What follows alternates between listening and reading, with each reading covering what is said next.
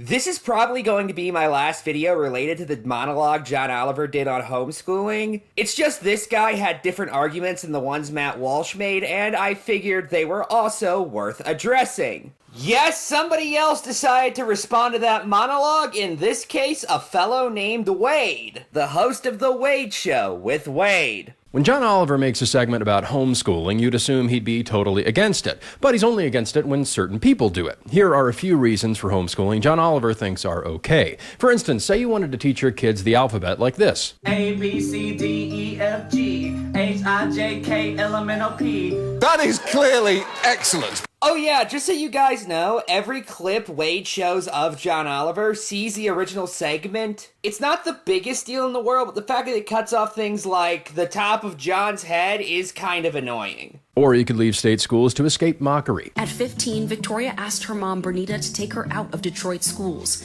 She says she was being bullied relentlessly for her appearance. That's great. That is very nice. This reason really resonates with Oliver, whose looks can only be described as malnourished parrot. And here's another John Oliver-approved reason for homeschool. And there's also a growing number of black parents opting to homeschool due to whitewashed curriculums and zero-tolerance policies in schools that disproportionately criminalize their kids at an early age. Yes, for years, liberals have berated nerdy conservative Christians for homeschooling because they aren't qualified, like a real teacher. But when black people do it, it's amazing and necessary. They escape discrimination and get a head pat from John Oliver. Oliver never said that. He praised the parents who were doing the ABC song and said the girl who was being made fun of relentlessly at school getting an improved education through homeschooling was an improvement for her. However, all he said about black families specifically deciding to do it was that it was occurring and part of the reason for it growing in recent years. But what are some reasons that John Oliver doesn't find compelling? Take this man who offers this pretty shaky rationalization for pulling his kid out of school. I think the type of content on what they're teaching about sex or anal sex, that my third grade daughter should not be in a classroom where a teacher or someone else is teaching her about that. He interjects in between the clip of that guy speaking and John Oliver responding to make fun of John Oliver for not having a beard or something. Well, that sounds like total bullshit. Although I guess I do basically agree with him there. Things that are definitely not happening should continue not to happen. But remember the freak out about Florida's sex ed law? The one that banned inappropriate sex talk until the kids hit third grade? Or in a manner that is not age appropriate or developmentally appropriate for students in accordance with state standards, and that vagueness was actually primarily the issue people had with the bill. Oliver even did a segment on this bill at the time where he stressed that was the problem. Because its supporters claim it only bans instruction, not discussion of sexual orientation and gender identity. But that still leaves teachers wondering where to draw the line and how they're supposed to handle questions about same-sex parents or drawing a family tree or even basic facts about their own lives, as this kindergarten teacher explains. Corey says teachers at his school are encouraged to display their families, as he does of his partner Jeremiah. Am I going to be allowed to tell them, this is my partner? Well, what if they ask me, what does that mean? Am I going to be allowed to have that discussion with them? Also, it is not actually just K through 3. The bill also limits any instruction on these issues for grades 4 and above to what is age or developmentally appropriate without defining what that actually means. And the worry is the teacher will feel that they have to steer clear of those topics altogether, especially as the bill allows parents to sue if they think their children have received inappropriate lessons. Here's what John Oliver had to say about that. It's not about sex at all. It's about denying the existence of gay people. Of course gay people exist. Someone's watching John Oliver's show. It's a perfect example of that's not happening and it's good that it is. Funny you leave out exactly why John Oliver said that. It had nothing to do with the bill regulating sex education in schools. In fact, the thing that caused him to come to this conclusion was when one legislator attempted to specifically limit it to that, and their amendment was rejected. And while you will hear idiots saying that this bill is to prevent kindergartners getting taught about sex, with Ron DeSantis' campaign even arguing that it'll stop R-rated lessons about sexuality. The wording is much broader than that. And when one state senator did try to narrow it and amend the bill to pertain only to discussion about human sexuality or sexual activity, adding, if the intent is not to marginalise anyone, let's make sure we aren't, Dennis Baxley, the bill's sponsor, rejected that amendment, saying it would significantly gut the legislation. So it's pretty clear what he thinks the guts of this legislation are. It's not about sex at all. It's about denying the existence of gay people. And remember, Libs of TikTok basically makes a living tweeting anal sex guides for preschoolers. Not in an approving way. Do you have any examples to back up your claim? So what might be some of John Oliver's problems with homeschooling? There is no oversight and no evaluation by anyone of the academic programme and of students' progress. Yes, the progress of homeschoolers isn't monitored by the state. Therefore, everyone should go to a public school. Wow, that's not what John said at all. He wasn't even criticizing homeschooling in that statement. He was just stating a basic fact. And by the way, if criticizing homeschooling means he is a massive apologist for public schooling, what does him doing multiple segments over the years criticizing the public school system mean exactly? But that's nothing compared to the scary things homeschoolers are learning. One current Abeka history book says that the beginning of the 20th century witnessed a cultural breakdown that threatened to destroy the very roots of Western civilization. The cause of this dissolution was an idea of philosophy known as liberalism. A workbook from ACE celebrates the Confederate General Robert E. Lee as a devoted Christian, and a science book from Bob Jones University claims that biblical and scientific evidence tends to support the idea that men and dinosaurs existed at the same time. They're talking about something other than slavery and the Holocaust. Run! Yes, I'm sure that was John's issue with the biology textbook, that it didn't talk about the Holocaust enough.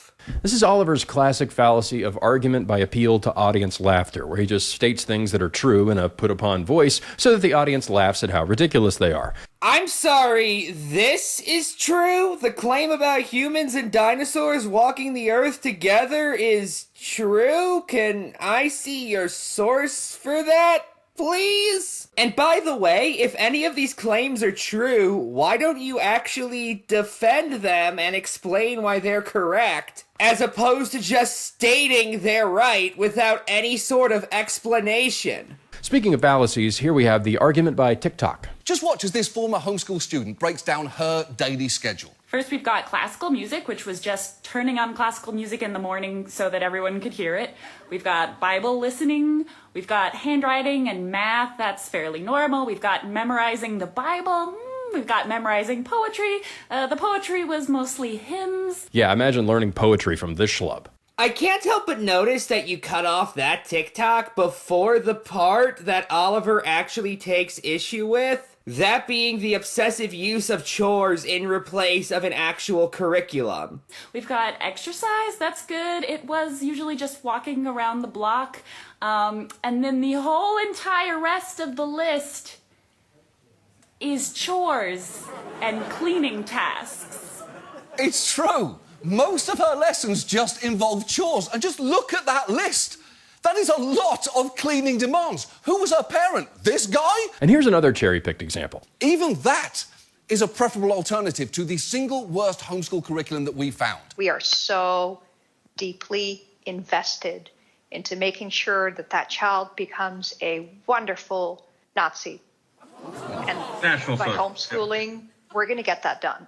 He's found an obscure Nazi homeschooler. That proves something. It proves that the nature of homeschooling occasionally allows terrible people like this to teach their children through the lens of an ideology most people would agree is repugnant. That's what Oliver is communicating here. That homeschooling group has just over 100 members on Gab, and I assume most of them are John Oliver researchers. And outside of Gab, at least according to John, they had around 2,500 subscribers. At one point, Distant Homeschool had nearly 2,500 subscribers. But the basic structure here is an argument from silence. They aren't required to report, so they must be doing something bad. And then he uses one TikTok and 10 seconds from a podcast to support that inference. No, he's just saying these are the worst case scenarios. Nowhere does he make the claim that all homeschoolers are like either of the examples he brought up. That is a total straw man on your part.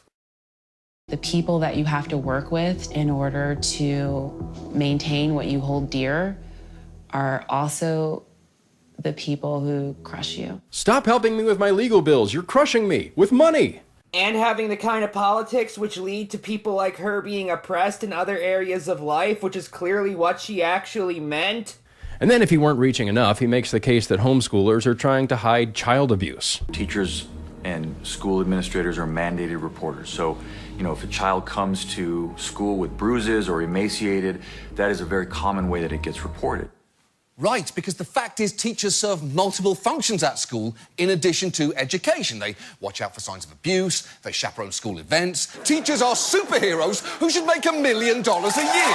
Ah, yes, teachers are superheroes that should make $1 million a year, but parents who do the job for free are, by default, abusers. Once again, that's not something John actually said. All he was doing was making the point that the lax regulation about homeschooling allows abusive parents to occasionally slip through the cracks. Nowhere did he say all homeschool parents were abusers. In fact, in this segment, he shows examples of homeschool parents who he sympathizes with or calls good teachers. He obviously doesn't consider them abusive. But again, let's go to the stats. In this 2022 review, the authors found that homeschooling versus public schooling was a non-issue in regards to abuse and neglect. But John's not talking about likelihood of abuse, he's talking about how said abuse is responded to, making the point that it's easier to stop an abusive parent if their child is in a public school versus being homeschooled. The study you referenced made no mention of that variable, even though it was the one Oliver was discussing. In fact, they cite a 2017 study that found legally homeschooled students are 40% less likely to die by child abuse or neglect than the average student nationally. But in 2020, only 1,750 children died from abuse or neglect, while 618,399 children were victims of child abuse in that same year. In other words, you are talking about 0.28% of child abuse cases for the sake of that data, which does not tell us all that much about the situation as a whole. And why not look at the reports of abuse by school employees?